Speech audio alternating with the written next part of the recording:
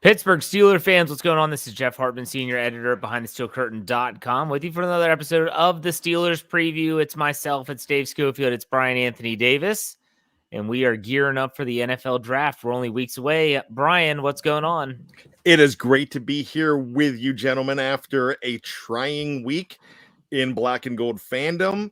So I'm so glad to have all of BTSC, the live chat, all of our BTSC family. It's great to be with you all and get through this week. And now we are a mere 2 weeks away from the draft. It is going to be a whirlwind. Dave Schofield, welcome to the show. Hi, it's just good to be with my homies. Yeah, that's a good way of putting it. Good way of putting it. I think that, the three of us, whether it was Brian's Bad Language podcast, which ran last Sunday, my Let's Ride on Monday, or Dave Schofield's Stat Geek, which ran today, Thursday morning, we've all had our say in regards to the Dwayne Haskins situation. It's not being insensitive. I feel like if you want to hear our thoughts on that, you can go back and listen to various podcasts. In the meantime, our job is going to be to talk some football and to talk some Steelers football. And this isn't to be insensitive. It's just like Dave said, I thought he put it best in his article where he said, if you're ready for football, we'll be here for you. If not, when you're ready, we'll be here for you. And so that's our job right now, is to talk Steelers football. Let's talk about some news right off the bat. Some more quarterback visits this week. On Wednesday was Carson Strong from Nevada. Thursday, Matt Corral of Ole Miss. Not Matt Howell. I was going to say, where's Matt Howell? Hey, I'm just glad those guys didn't say Thurston Howell the third from Gilligan's Island. There you go. Yeah. No, hey, they bust on everybody. Mm-hmm. They've got to be able to take it. They have to. They have to. They won't, but they have to. Either of these quarterbacks,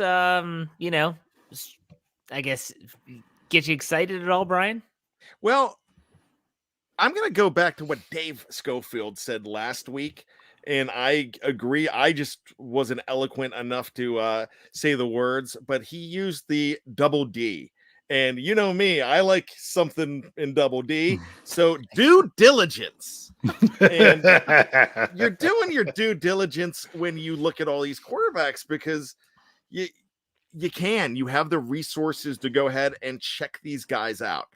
And on tomorrow's show with Kevin Smith and I, we talk about the most popular guy every year in the draft. And he goes by initials, BPA. It's the best player available.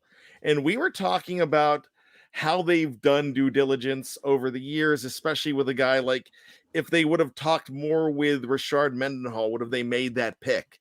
If they would, because they never thought he would fall to them, so they didn't look into him as much as what Kevin was explaining.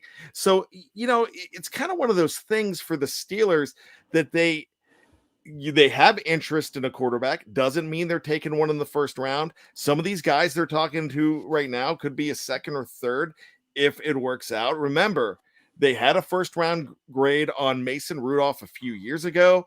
They reportedly, yes. But they did like him.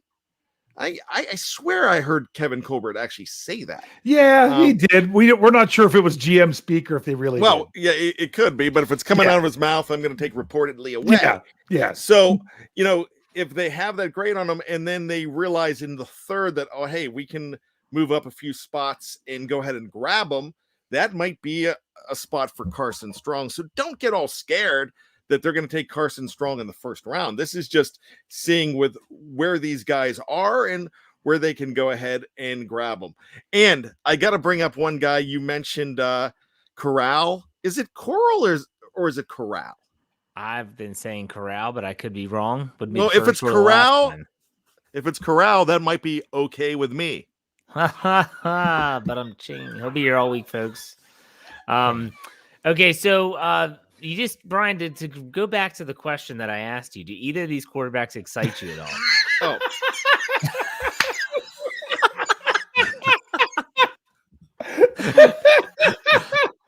You started talking about those two losses, Jeff. You started talking about double D stuff, and I'm like, what's he talking about? I just asked if he likes either of these quarterbacks. No, he gave a great explanation about the quarterback position. Yeah. He just didn't actually answer the question he was asked. Yes and no. They excite me if they take him in the right spot, but no, this is nothing that I'm going to go to bed on Wednesday night before the draft and say, Lord, please bring the Pittsburgh Steelers. So what Carson is that? Strong. What is that perfect spot for Strong and Corral, in your opinion? I'm afraid that Corral is going to be a first-round pick, possibly at 20, and I think that is a little too early for where the Steelers can go and the philosophy that they could go with BPA. If you're taking Corral, I want them to take him at number 20. If they're in the second round. If you're taking Carson Strong and you love him, I'm okay in the second round. Okay. But I'd rather it be third. If the Steelers love him enough and they can justify saying at 120, then I'll drink the Kool-Aid and say, okay, they know more than I do. There you go. All right, Dave. So both of these quarterbacks, do either one of them excite you in any way? Not on Thursday. No. Okay, so you kind of alluded to the same thing. Where would you find this be a good fit for both of these guys? See, it's always that interesting thing of when everyone gets a quarterback that might want one, then you can't believe they're still around, that you could get them later. That's the whole Mason Rudolph thing in the third round, because there was no quarterbacks taken in the second round that year, correct? If I recall correctly, that he was the next quarterback taken after Lamar Jackson, right? I'd have to go back and check, but I'd have to check. But I mean, if my memory serves me right, and if it doesn't, I'm sure the live chat will correct me. So I could if like both of these guys, or maybe even another one of the other quarterbacks is still around at 2, the Steelers might think that maybe they'll be there at 3. When you see how it all plays out, there is so many things, because you could say, oh, well, they could still be here when certain teams you think might be in the market for a quarterback have already taken one. That's what it really comes to, and who's drafting between you and the next one. It's perfect example, if you really think about it, because Jeff always busts on me because he says I hate Deontay Johnson, because the Steelers had 2 third-round picks, and they took Deontay Johnson with the first of those 2 third-round picks. And I thought perhaps he would be a great candidate for the second one, when instead you come to find out he wasn't going to get there. They knew he was the guy that wasn't going to be there when they picked again, even though it wasn't even that many picks later. So they pulled that at the right time. You have to be aware of those things. And we have no idea how that's going to shape up until we get, dive in to draft night, which is why I can't wait, because I want to see how it all plays out. I just want to see how it all plays out. Yeah, for sure. Brian, anything to add to that? Are you good? I love how they call it the war room, because they've got spies everywhere. They know, they have intel knowing that another team is high on a Deontay Johnson. They know when these guys are going to go, and if they don't act now, they're not going to get this guy that they feel is high enough on their board. So there's so much strategy that I would love to know more about, and I would love to be just a fly on that wall just to see how they approach it, because it is such an intriguing process. Absolutely. Let's go to some other news that happened. I think it was Wednesday. J.C. Hassenauer finally signed his exclusive rights free agent tender. It's a 1-year deal. I want to ask you all a general question. Looking at all the moves that have been made prior to the draft, you talk about Mason Cole, you talk about James Daniels, Kendrick Green still there, Kevin Dotson still there. Now J.C. Hassenauer is back in the fold. Are you happy with the interior offensive line heading into the draft? And if the answer is yes, do you think that they would even entertain drafting one of those 3 positions? Brian, we'll start with you. Absolutely. I'm thrilled with it. And to answer your question, I do not think that they are going. Look, everybody that loves Tyler Linderbaum, Michael Beck, I'm talking to you, because I know that you've got a crush on Tyler Linderbaum. I get it. I know he looks good in black and gold already. They're absolutely not likely to take this man. because of everything they've done. They've got a lot of guys with C's in their title that can, I mean, a lot of them. Daniels could even play center. There's a lot of guys that can play center. Mason Cole, Daniels, Hassenauer. I mean, you've got Kendrick Green.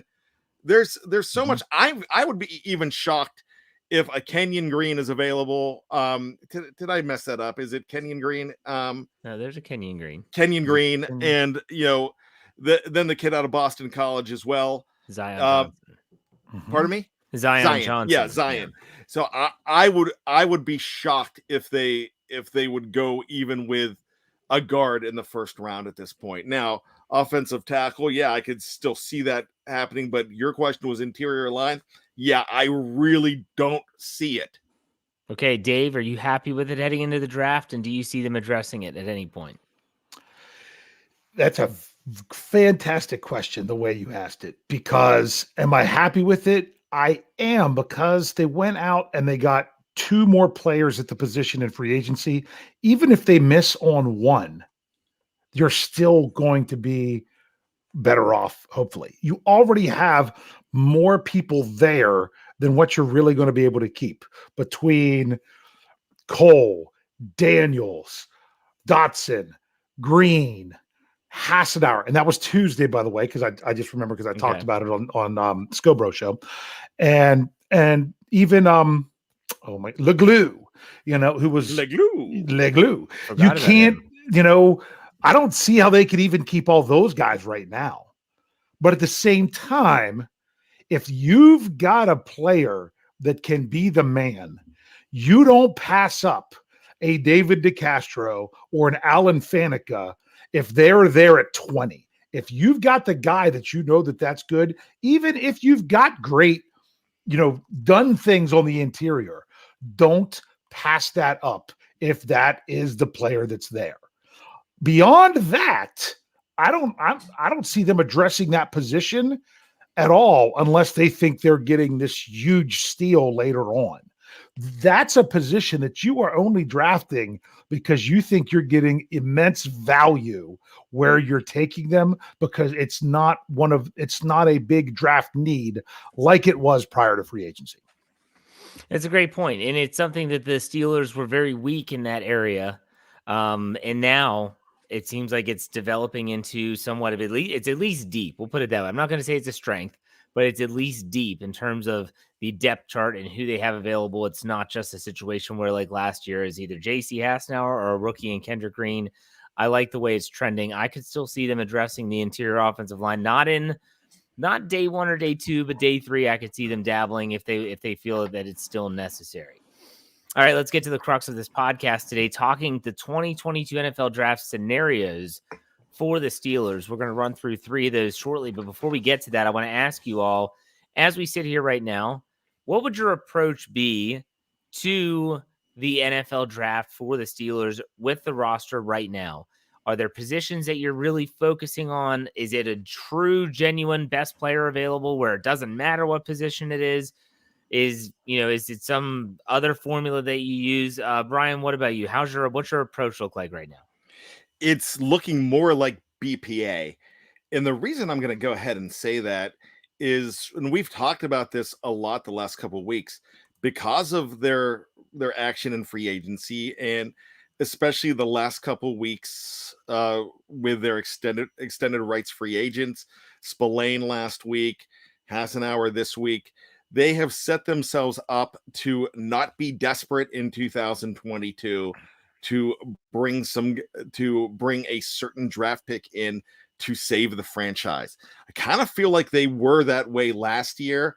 And they did that by he might have been the best player available when they picked him in Najee Harris. But the thing about Najee was they desperately needed a running back too. And so they were able to fill that need.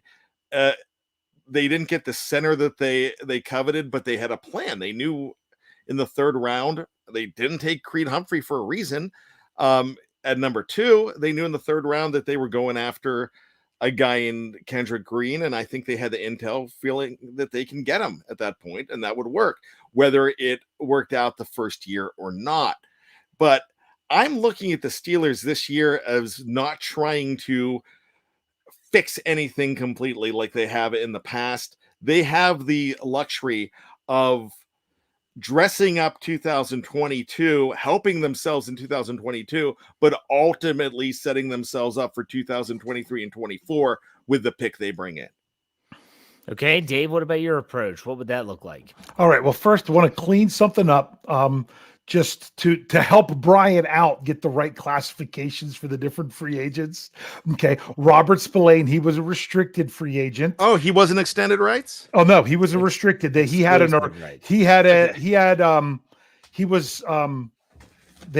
was a right of first refusal is what the tender that they gave him.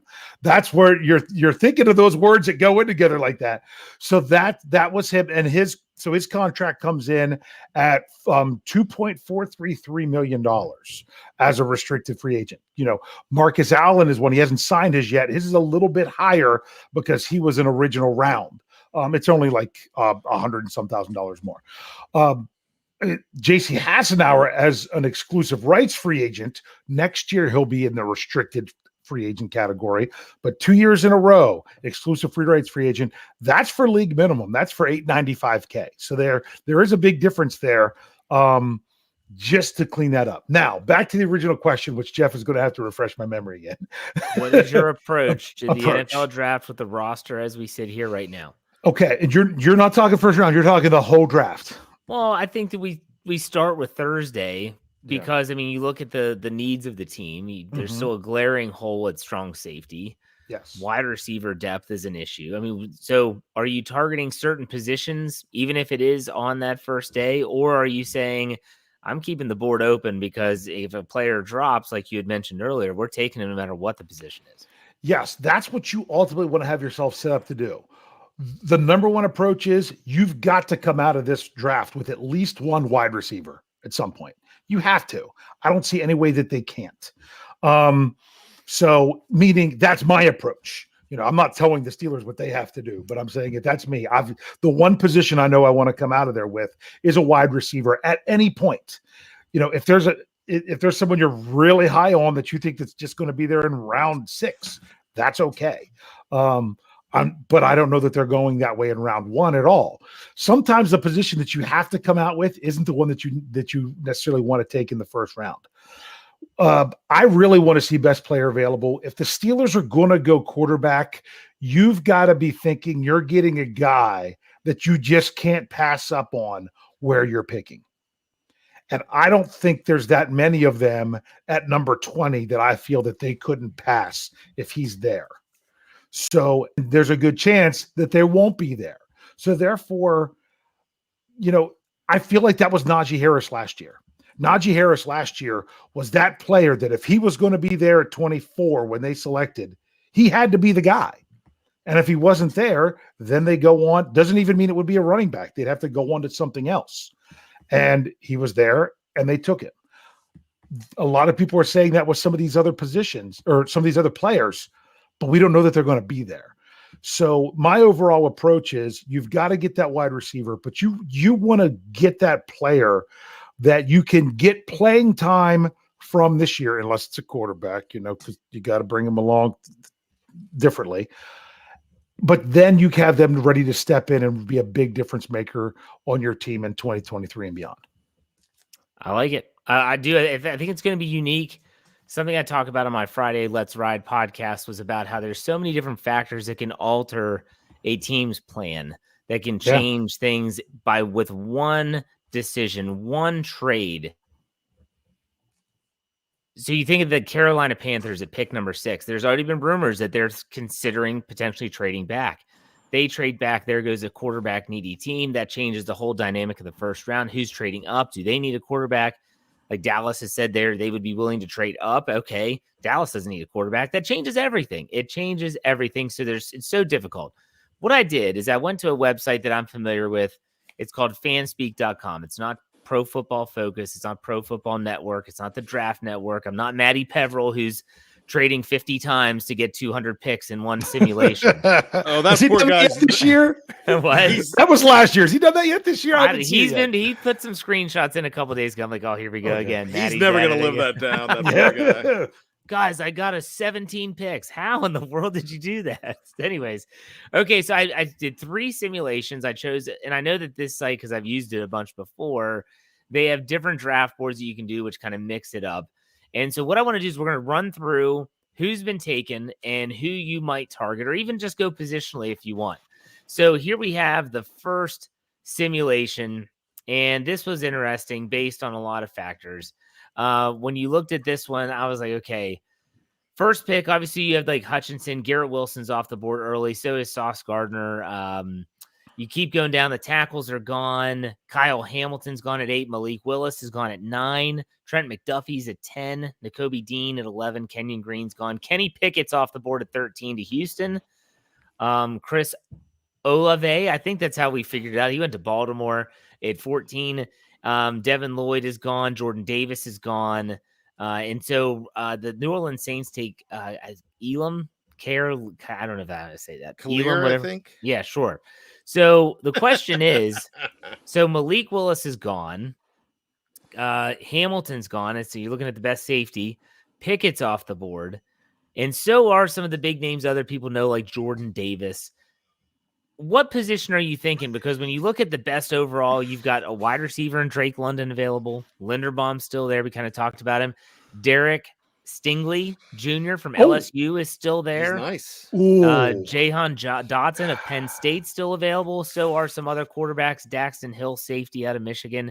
Guys, which direction? So is Penning. Trevor Penning, offensive tackle, still available. Where are you in this simulation? Where are you going? I've seen Penning go up in the top 10 with a lot of these things too. And some people are like, oh, we don't want him, you know. So Brian, what do you think? Let me ask you, make sure I didn't hear you say this one name that I've had my eye on. Did you mention Jameson Williams? Jameson Williams. Let me wide receiver, Alabama. Right? He was not. He's still on the board, still available. Wow. Look, that's a guy. I know he had an injury, but he's still expected to go in the top 15. If he drops down to the Steelers, you jump at that guy as a wide receiver because you figure that they're saying that he has a very good chance at healing right away from that Achilles. The other guy I love, I love that you mentioned Derek Stingley Jr. I think those are the 2 positions you really need badly, but you're still in a position where you don't have to take. You can still take the best player available, and it could fit your needs at the position as well. So I would really love in that scenario to either go the cornerback and Stingley if he's there, because I've seen him go top 12, top 14 in a lot of mocks, and Jameson Williams, if he's not hurt, he's probably the first wide receiver off the board with 15 touchdowns last season, just blazing speed. Another Alabama receiver, they could definitely get it done. I think you would be wise to go ahead and take that guy if he's there over anybody else. But if not, I like Stingley. Dave, what about you? I'm trying to count something. 7, 8, 9, 10, 11, 12, 13, 14, 15, 16, 17, 18, 19. Oh, hey, look, it's behind the steel curtain. 20, 21, 22, 23, 24, 25, 26. So I think it's 30. No, I think it's 40. I go to a mock draft database in order to help do my mock draft Monday articles. And I can go and buy a player and it will tell me where they're taken in all these different drafts, which, even our drafts end up on this site. When you look at Derek Stingley Jr., in 40 mocks, one of them has him getting the 20. One. Right. One. And the biggest one, the most common one is half of them have him going to Minnesota at 12. So there's a guy I really like. Jeff knows the guy I like because we of having to do this exercise in other places. But who you didn't mention, so I assume he's also available. Who's that? You know who? It's I'm trying to think which one you're talking about. It's Mr. Wyatt. Okay, from Georgia. Yeah. which if he's there, I would really like that to be the pick. But man, if Stingley's available, he's the kind of cornerback that Bryan Anthony Davis talks about all the time, that they're just not cornerbacks that are that great that are available when the Steelers are picking. That's why they can't draft cornerbacks, is what other people say. This would be someone, unless there's a character issue, that because I haven't looked at him at all because I was thinking he was unrealistic for the Steelers. But I know Mike Tomlin was keeping an eye on him at his pro day. That would be a tough one to pass up on there. Even though it's not one of my biggest position of need, that would just be a player that would be too hard to pass on. And Wyatt is still on the board, but you say you were going to go with Stingley then. I think I would have to go. I'd almost have to go with Stingley. I agree, because if you think about the Steelers defense, you have a situation if you can get someone that can step in right away. And I know that Stingley is LSU, that's the Liz Frank injury, but he ran well at his pro day. They seem like he's over that. So, all right, let's go to the next one. Let's look at the next. This is a similar, again, different situation here. So this different algorithm. Yes, absolutely. So this time you have people like Hutchinson didn't go till third to the Texans. Hamilton's still gone to the Giants. The tackles, the big name tackles are gone. Sauce Gardner to the Falcons. Malik Willis goes to the Seahawks at 9. This time Stingley's gone at 10. Yeah. Trent McDuffie goes to Washington at 11. Devin Lloyd to Minnesota. Trevor Penning to Houston at 13. Kenyon Green at 14 goes to Baltimore. Just here, Jordan Davis is off the board to the Saints. Garrett Wilson to the Philadelphia Eagles. Drake London to the New Orleans Saints. Jahan Dotson, I'm sorry I missed him, to the Chargers. The best player on the board is wide receiver Chris Olave, who is still available at 20 when the Steelers pick. So is Jameson Williams of Alabama. Cornerback Andrew Booth Jr. of Clemson. That's someone that Andrew Wilbar mocked to the Steelers in one of ours. And then George Karlaftis, the Purdue pass rusher, he's also there. I heard I heard at the BTSC that the Ravens were interested in that guy at some point for the BTSC mock draft on the Steelers hangover, but that's neither here nor there. Brian, what do you think the Steelers do in this scenario? Wow. I mean, I think they look at corner maybe a little bit more. I think they look at defense a little bit more because I feel that this team thinks that they can get a wide receiver in the second round since they've done it so many times often. And if you've got a guy like Andrew Booth or Derek Stingley Jr., Stingley's not there. Stingley's not there. So it was just Booth. In terms of cornerbacks, you have Booth, and then you have McCreary out of Auburn. And those are those are the only ones in the top 30.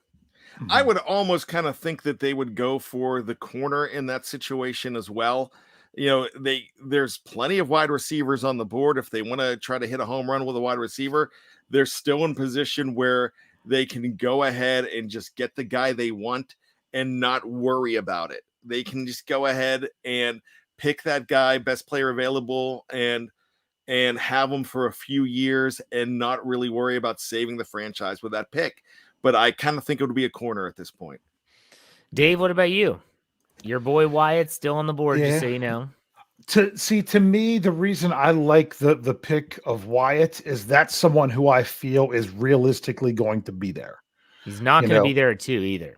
No, absolutely not. In second round. He's not going to make it 5 picks beyond the Steelers, in my opinion. Yeah.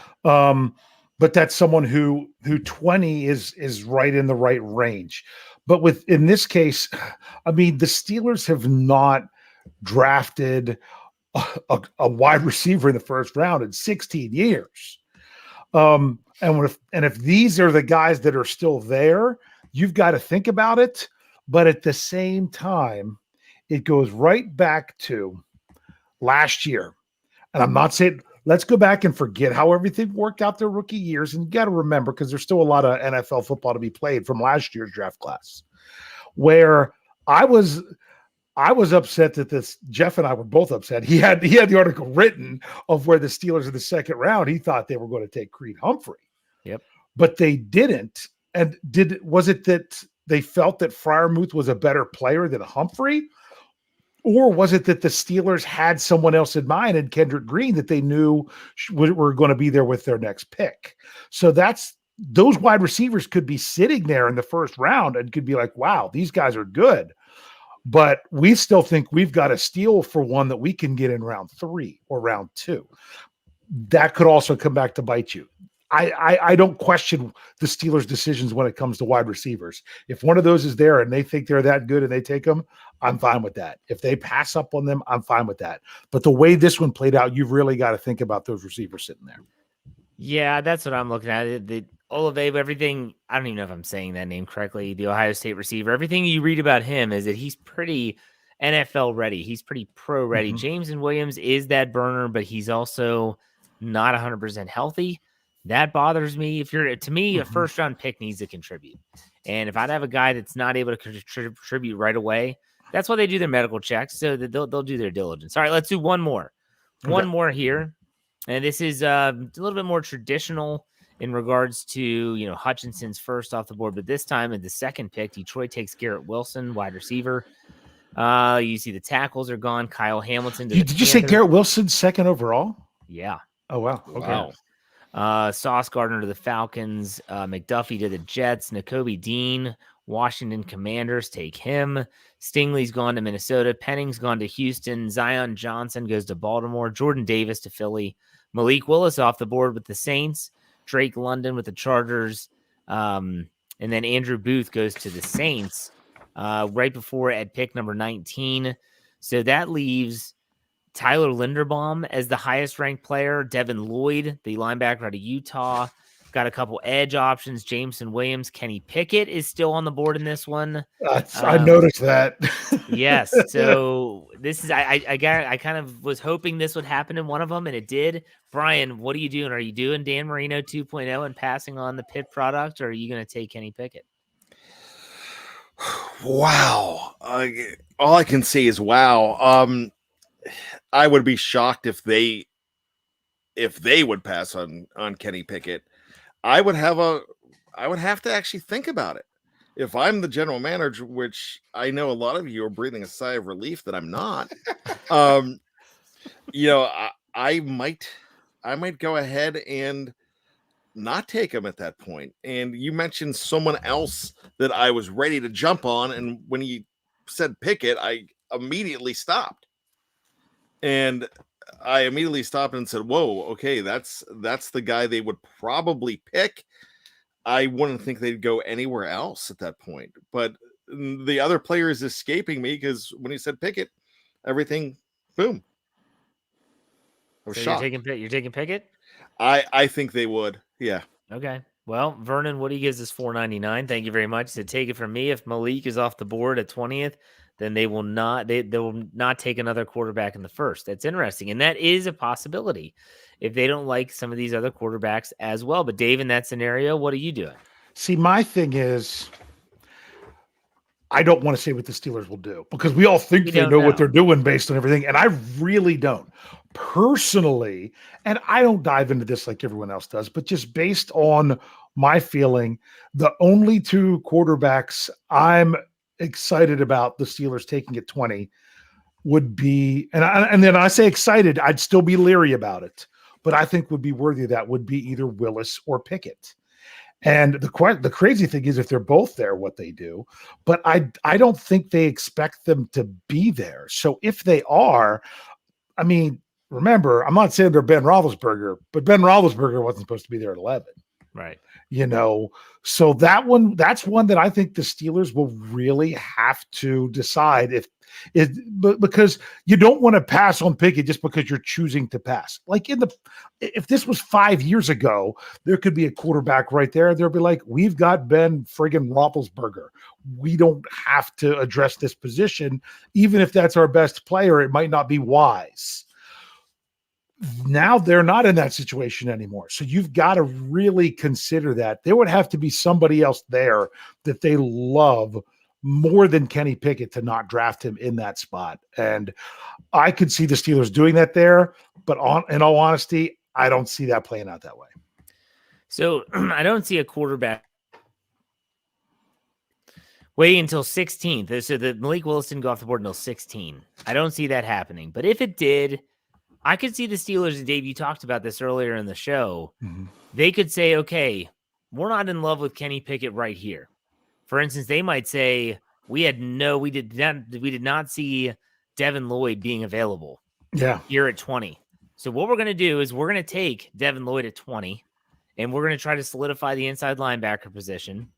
And then we're going to know that Kenny Pickett is going to get taken by someone. But we still like Desmond Ridder, Matt Corral, and maybe even Sam Howell. I'm not sure if that's what they're saying or what they're thinking, but those three quarterbacks would then be bumped back because Kenny Pickett's still going to be a pick from someone that's a quarterback needy team. I could see them saying, if we have to move up in the second to get one, we will. We didn't expect this guy to be there. And so that's the approach they're going to take. Will they be ridiculed for it? Only time will tell. There's going to be the traditionalists, the historians that say it's Dan Marino all over again. But it's a decision that they would have to make. It's going to be a tough one. It would be a really tough decision with that. So I don't think it's a decision they're going to have to make. I just don't think it'll fall that way. I don't either. I think that Willis and Pickett will be off the board before. There's going to be teams that are going to take quarterbacks even in a weak quarterback class. And you would have to have some. I mean, the only way that happens is if other teams start taking quarterbacks ahead of those guys that you just didn't see coming. I mean, so to me, it's going to be one of those really shocking. Oh my goodness, someone took. Why can't I remember the kid from Cincinnati's name right now? Sauce, huh? Sauce Gardner, Desmond Ridder. I mean, Desmond Ridder. Yeah. Someone's gonna. Yeah, no. Well, if they take Sauce Gardner, it's the one up there. But if you're talking quarterback, if all of a sudden, like he says, and he ends up going higher on people's boards, because to me, he's the middle one. It's been those two, then Ridder, then the other guys. If they took Ridder at 20, I wouldn't be furious, but I'm not going to get excited about it either, because I'm not sold yet, and I couldn't wait to be then sold, because that's why I don't get too sold on people, because I want to see them in black and gold. I really do, and then I want to get excited about them. But if other teams start taking these other quarterbacks ahead of them, and someone like a Willis or Pickett isn't there, then you got to start asking, well, why? What's going on? But to me, the Steelers aren't going to be influenced by what other teams are taking, that, if they passed on this person, we're not going to. I mean, like the Steelers really were going to be influenced by the Cleveland Browns passing on Ben Roethlisberger and say, wait, maybe we shouldn't do this. Ultimately, the right decision was made there. So that's why I can't wait, because I mean, my goodness, you look at these drafts, like even when the Steelers traded up for Devin Bush, I thought, if they stick around and the Steelers stay at 20, they might be able to get someone like Clelin Ferrell, which is who I had picked that year for the Steelers take. Mm-hmm. He went like third, or he went wherever the Raiders picked. The Raiders took him really high. And because the Irish actor? No, yeah. I thought you said Colin Farrell. No, it's Clelin. I swear you said Colin. I knew what you were saying. They did number 4, yes. But I mean, he hasn't worked out for them really. No. So, but the problem is the Raiders. Where do the Raiders have their first pick? I can't even remember. They're actually after Pittsburgh, I think. Yeah. Well, didn't they lose it in their Devontae Adams deal or something? Yeah. Well, I mean, meaning I don't even know that they have a first round pick. I don't think because we know they're not picking. Well, they're not picking ahead of the Steelers. That crazy. Oh my goodness, what are they doing? You can't bank on it being that team this time, if you know what I mean. Oh, they can trade up. They can trade into the first round. Unless they trade up to take Matt Howe. So. Sorry. The Raiders are your girlfriend's idiot brother that you let in your fantasy football league. They screw up the entire draft. Well, that's me. That's me when you give me the Ravens, Brian. Yeah, well, that was. I should have cheated. I really should have cheated. But I put the little video together in our mock draft, just trying to make it all official, and next time you're just getting Pittsburgh every time, Jeff. I saw 5 minutes and stopped after 30 seconds. You missed the fanfare. Okay. Well, that's okay. That was good. It was a good exercise there to work on that. I have one other topic to bring up before we get to trivia, and it's a question. It's a question. The question is, who will be the better head coach, Hines Ward or Rod Woodson? Ooh. Brian, XFL 2023 head coaches. That's right, Rod Woodson, Hines Ward are head coaches in the XFL. I don't even know the teams or anything like that, but they don't know the teams. But they're going to be coaches. So, who would be the better head coach in your opinion, Brian?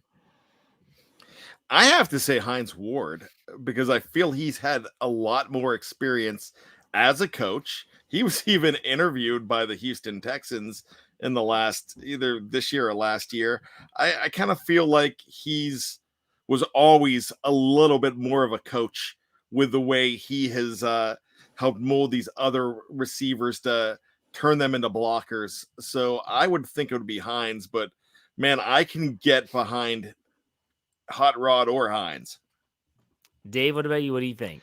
Well, in the NFL, Woodson actually has more experience. Yeah. Just not recently. I don't think he's coached since, let's see, he wasn't retained in He was with the Raiders. in Oakland because it was Oakland when Gruden was hired.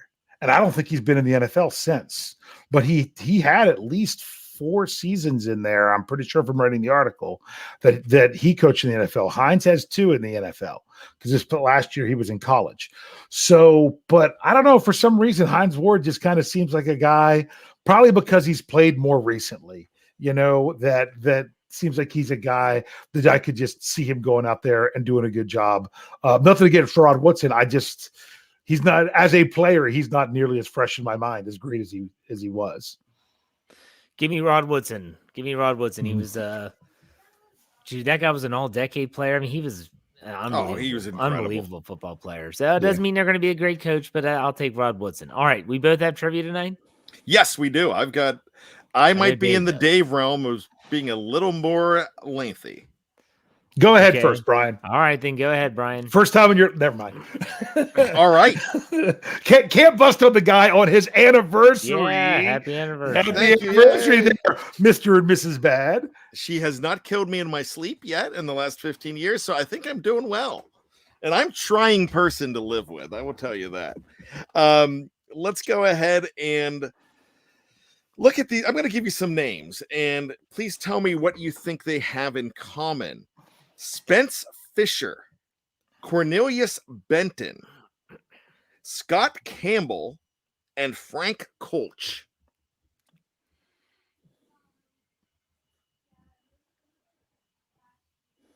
They're all draft picks.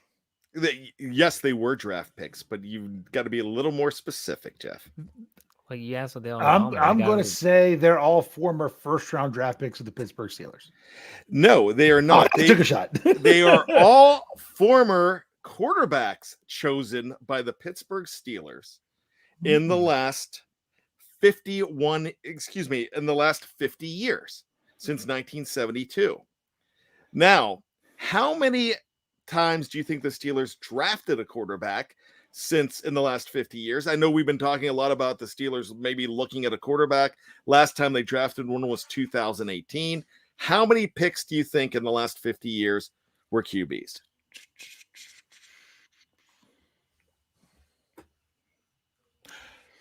$24. Jeff? 12. 21.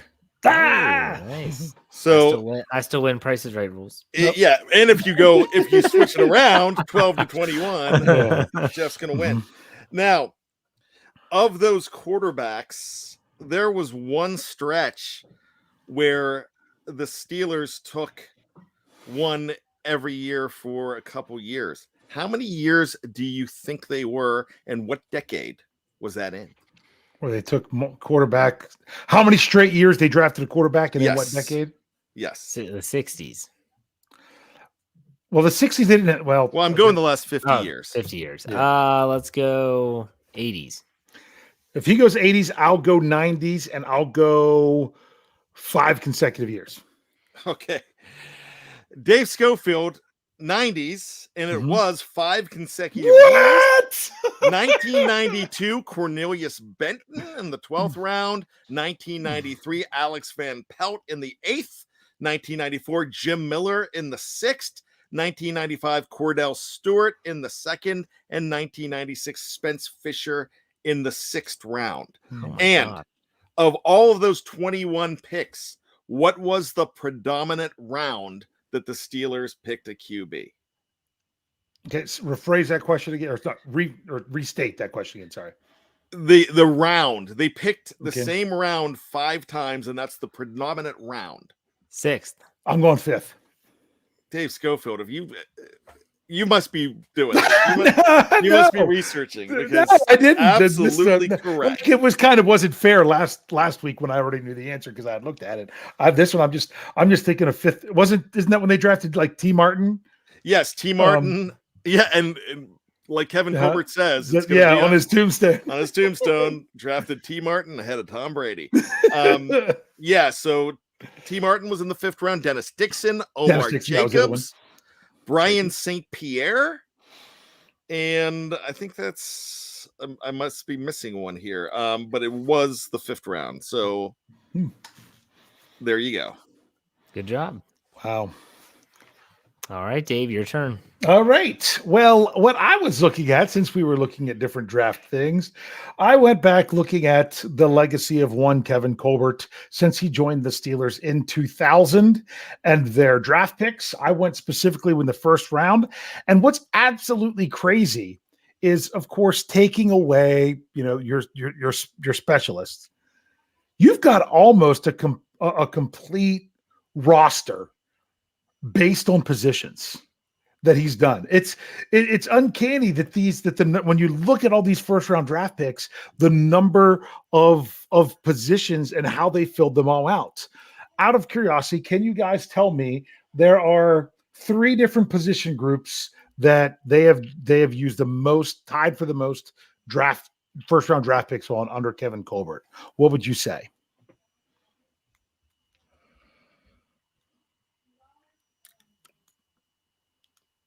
I would definitely say corner might be one of them. Linebacker. Oh, linebacker definitely. Which I split the linebackers into the 2 different categories, inside and outside. And guess what? If you both say linebacker and one picks one, if one picks the other, then you're both right. Because they drafted that many. I did not group the entire offensive line together, or else that would be tied. But the defensive line is the other one. I didn't do Casey Hampton separately as a nose tackle. I just included him as a defensive lineman. But those are the 3 positions. Now, if you were looking to take Kevin Colbert's 1st round draft picks and try to fill in a starting lineup with these players, there are 2 positions that would be left open. That was never drafted in the 1st round by Kevin Colbert. And I will tell you, Brian, Kevin Colbert's only drafted 1 cornerback in the 1st round. That was Artie Burns.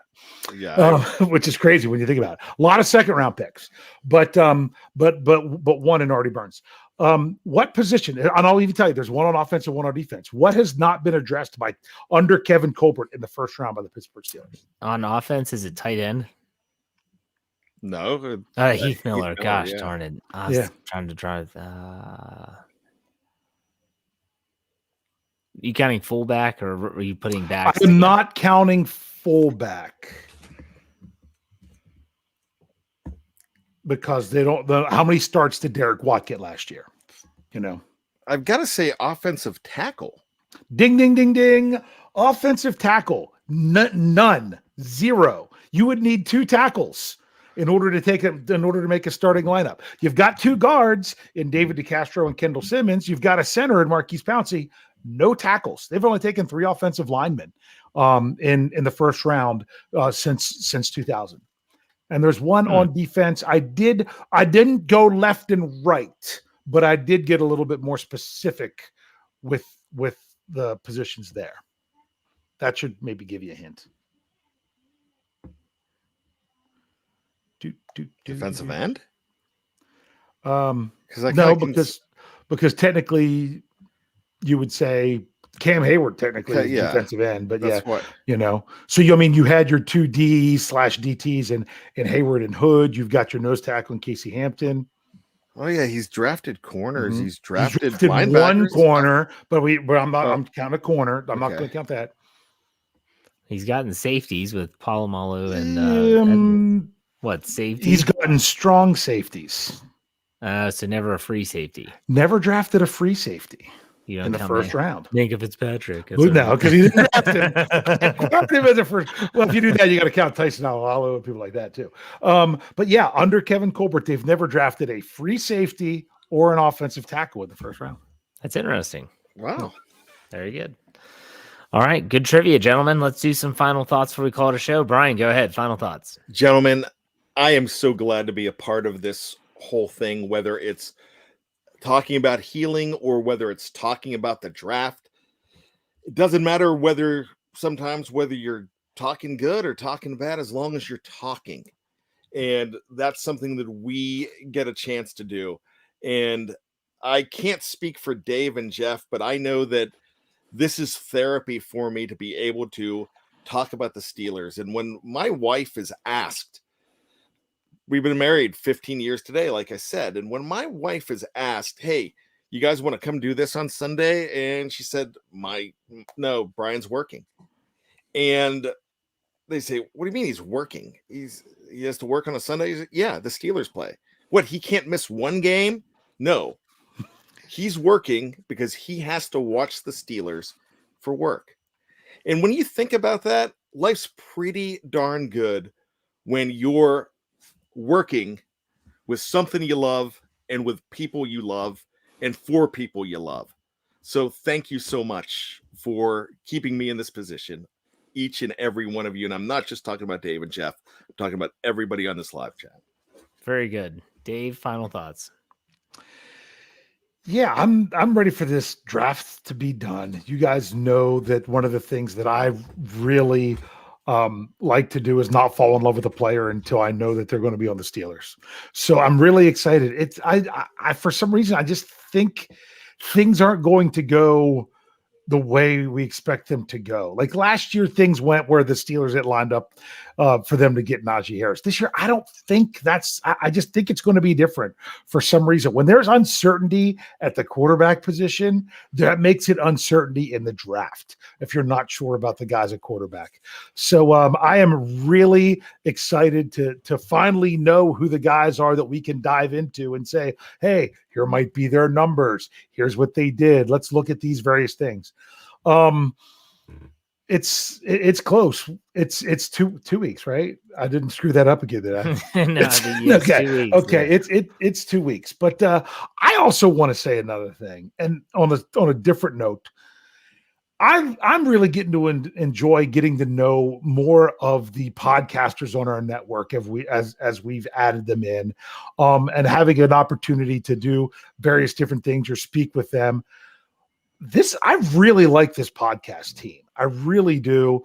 Brian is the producer, bringing in the guys and getting everything set up. I just feel like it's been a good job of getting there. So if you're not listening to the other podcasts, make sure you do, because we've got some people that really bring different things in all of their different podcasts. And one last thing, Jeff, did we want to say anything about a little giveaway? We have to, because I did not bring it up on Let's Ride. We didn't decide that until after I finished recording, so it's got to be debuted here. Yeah, so we're looking to do a giveaway next week. We're going to be doing. Did we decide if it's going to be all 10 shows? That's up to the podcast producer. You know what? If Dave likes 10 shows and Jeff says it's up to me, then it's 10 shows. I just say let's reward whoever is listening to more of the shows. Yeah, on the audio shows. So it's the I'll let Brian do the rundown of what all the shows will be that you'll have to listen to. It'll be 2 shows each day, Monday to Friday. Next week, I've got 2 tickets to the draft party at Heinz Field on Saturday, April 30th. Not only would you be going to the draft party, there's 2 requirements for you to win this if you participate in order to win these tickets. And that is, one, you've got to be able to go. We said that before when we did tickets for this same event. You've got to be able to go. Don't just win it and then let them sit there and not show up. And two, when you go, you've got to find our BTSC representative who's going to be there that day. That would be none other than my big bro. Rich will be there. Big Bro Sco will be in the house. You've got it's your job and his job to make sure you meet up and see him there at the draft party at Heinz Field on Saturday, April 30th. So starting with the shows next week, with the audio shows, we will be giving something you need to listen to in order to compile, in order and enter to win the contest. You got to wait till the end to then enter, and it'll be fun. Okay, go ahead. I was gonna say Rich will even buy you a commemorative soda. Now we did this. And I remember the last time we did this, we gave away tickets, and do you remember who won them? And he gave them to his parents, and they had a great time. Do you remember who won them? I do. This is my trivia. Oh, Jeff's trivia. He's not in the live chat either. No one remembers. No. Getting bent with Bo. Oh yes. Getting awesome. Bent with Bo won him. He sent him to his parents back in Western Pennsylvania. They went to the draft party, had a great time. He was really happy about it. So we've done this before. We haven't been able to do that since protocols and stuff, but they've got the draft party back up. So this is awesome. We're going to be excited. Make sure you check out all of our audio only podcasts, wherever you get your podcasts. We are wherever you listen to podcasts. Just search the term Steelers or Behind the Steel Curtain. You'll find us. Subscribe, and so that you listen to all the morning and noon shows. Yes, Dave. If you listen to Mondays Let's Ride, Jeff will have the first one, and he'll make sure you know everything that you need to listen to in order to get absolutely for sure. And a programming note. We do have to go ahead and throw this in. The Tuesday noon show will now be Bad Language with myself, Bryan Anthony Davis. There you go. So that's something that we are going to start on Tuesday. Correct. As far as that goes. So that will be one of the shows as well. You don't have to wait till Sunday morning to hear me rattling off some fun and nonsense. There you go. All right, Dave, why don't you send us out? Hey. We'll see you next week for another Steelers preview. Take it easy.